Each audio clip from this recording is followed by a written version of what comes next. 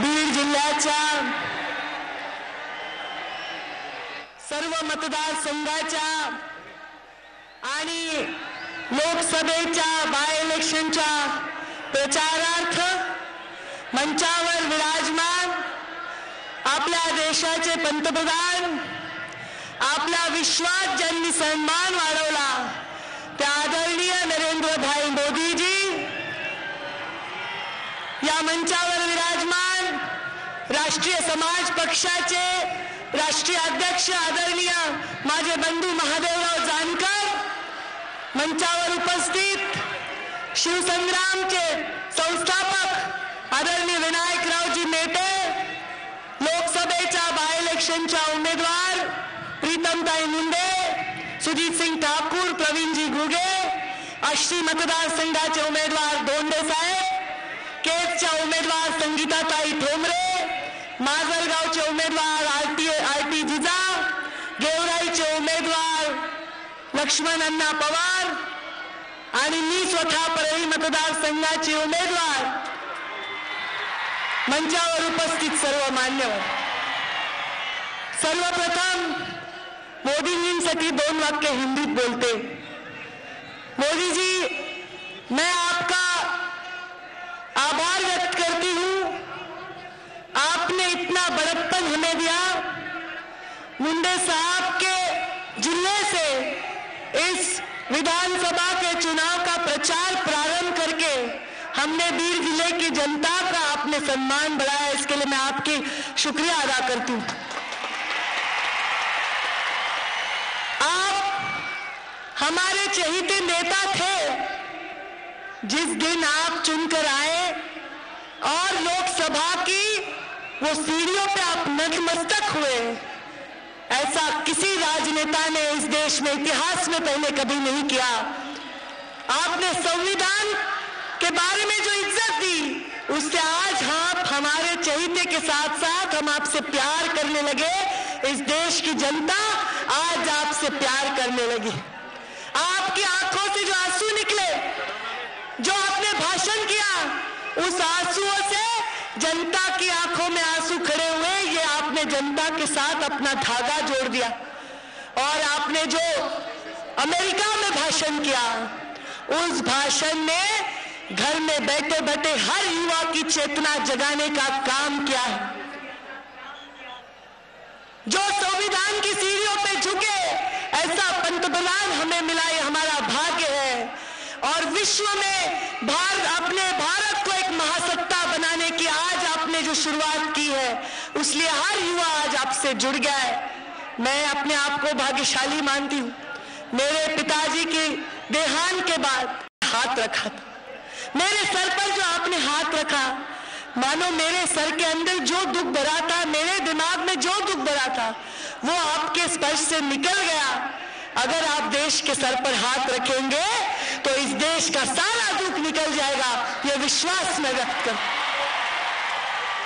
आज ये नेता और मैं अपना पिता और ये जनता अपना नेता खो चुकी है, और ये जनता बह गई थी, बिखर गई थी। इसको संभालने का काम संघर्ष यात्रा के माध्यम से मैंने किया है।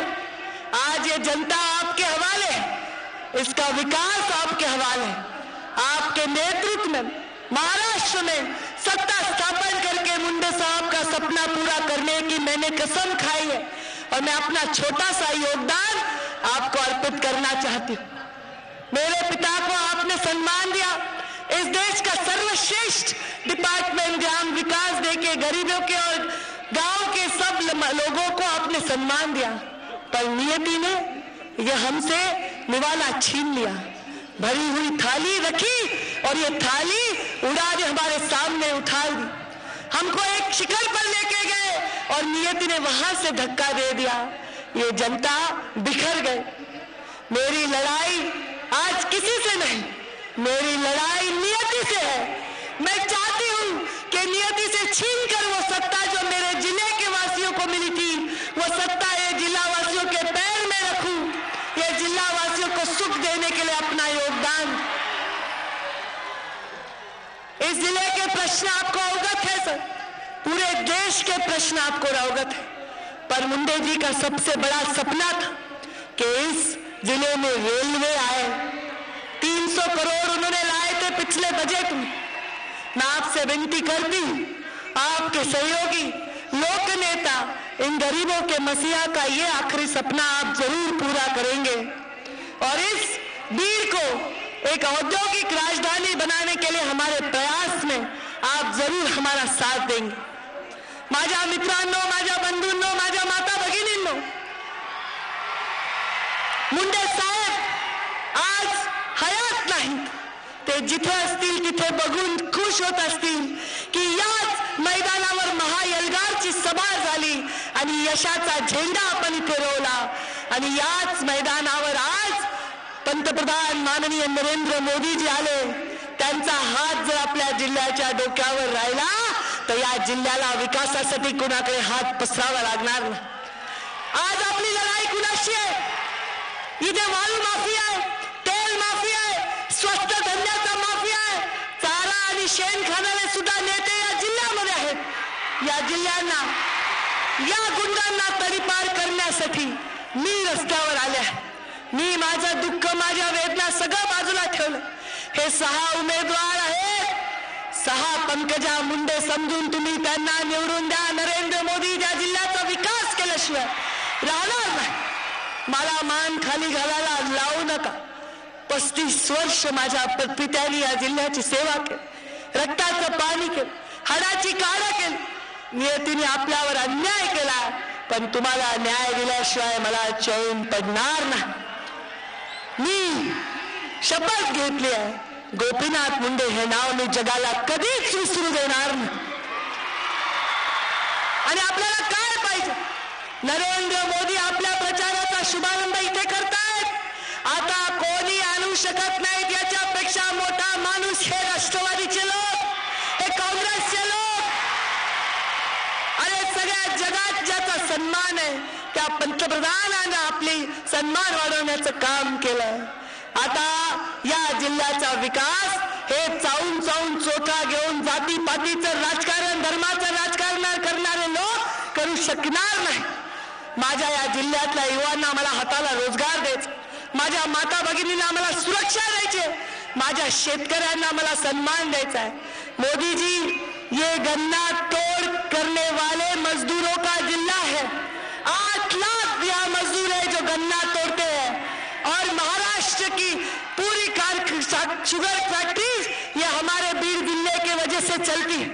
मैं चाहती हूँ, मेरे पिता का सपना था ये गन्ना तोड़ने वाले मजदूरों को न्याय मिले। ये संगठित कामगार नहीं है, इनको संगठित करने की जरूरत है। इनका आज भी बीमा नहीं है, ये अपने खून पसीने की कमाई खाते हैं और साल में 8 महीने ये लोग बाहर रहते हैं और 4 महीने अपने घरों में जाते हैं। इनको अपने हक का घर मिले ऐसी योजना अपने यहाँ से होनी चाहिए। माझ्या ऊसतोड कामगारांना विमा मिळाला पाहिजे, त्यांना हक्काचं घर मिळालं पाहिजे। त्यांच्या कोयत्याला जी मुंडे साहेबांनी धार दिली होती, ही धार तेज करण्याचं काम नरेंद्र मोदींच्या नेतृत्वाखाली आम्ही केल्याशिवाय राहणार। गरिबांचं, वंचितांचं राज्य आणायचं। मी आपल्याला सांगते, मी बळी व्हायला तयार आहे। तुम्ही वामन होऊन माझ्या डोक्यावर पाय ठेवा आशीर्वादाचा।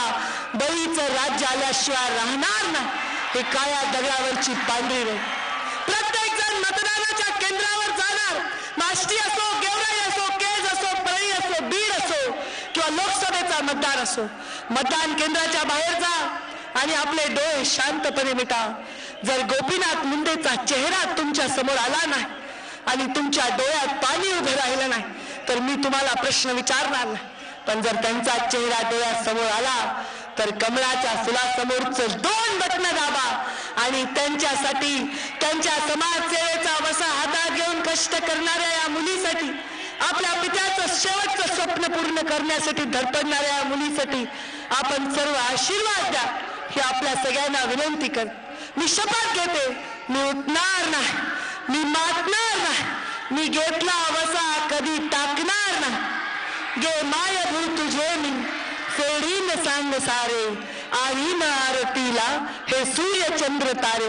हा मुंडे साहेबांचा बालेकिल्ला, हा बीड जिल्हा एकदा जोरदार घोषणा आणि पूर्ण बीड जिल्ह्याला हादरून टाका. मुंडे साहेबांचा बालेकिल्ला,